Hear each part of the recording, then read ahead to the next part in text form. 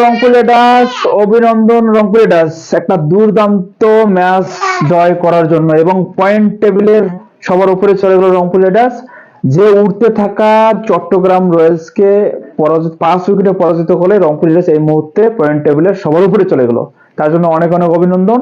এবং বিশেষ করে আজকে আমরা রংপুর রাইডার্সের পক্ষ ব্যাটিং যেভাবে আমরা দেখতে চাই বা লাস্ট কয়েকটা সিজন যেরকম ব্যাটিং দেখি, বিস্ফোরক ব্যাটিং, সেই ব্যাটিংটাই কিন্তু আমরা আজকে দেখতে পেয়েছি টপ অর্ডারে, মানে পাওয়ারফুল এটা এবং দুর্দান্ত এবং দুরন্ত ব্যাটিং যদি বলেন, সেই ক্যারিবিয়ান পাওয়ার, সেই পাওয়ার হিটিং কিন্তু আমরা দেখতে পেলাম কাইল মায়ার ব্যাট থেকে। 23 বলে 50 করার পর 25 বলে 50 রান করে আউট হলেন কাইল মায়ার্স এবং একটা দুরন্ত সূচনা এনে দিলেন। এবং এই সূচনার ফলেই কিন্তু যখন ওয়ান ডাউনে নামলেন ডেভিড মালান, তার যে স্বভাবসুলভ ব্যাটিং, স্ট্রাইক রোটেট, সেই ব্যাটিংটাই করলেন এবং শেষের দিকে ফিনিশিং করলেন মাহমুদুল্লাহ রিয়াদ। এবং লাস্ট দুটা ম্যাচ যেরকম ফিনিশিং করলেন রিয়াদ, সে আজকেও কিন্তু দুর্দান্ত ফিনিশ, 30 রান করে সুন্দরভাবে ফিনিশ করে দিলেন ম্যাচটা এবং খুশদিল সাথেও আসেনি।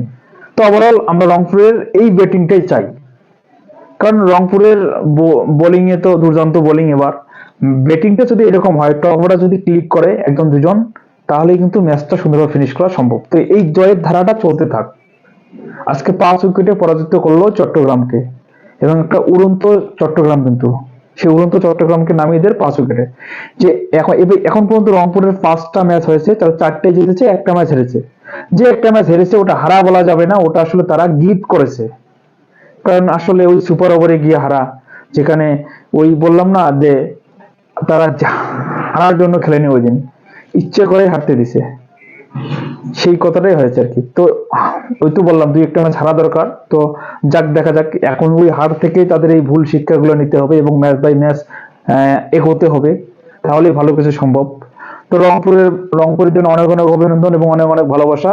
তো সামনের ম্যাচগুলোর জন্য এরকম দুর্দান্ত সূচনা হয়, আজকে যে রকম উড়ন্ত সূচনা হয়েছে, তো আরো যদি এরকম উড়ন্ত সূচনা চলতে থাকে, তাহলে রংপুর রাইডার্সকে এবার আসলে কাপ থেকে বঞ্চিত করার মতো কোনো দল আমি দেখি না।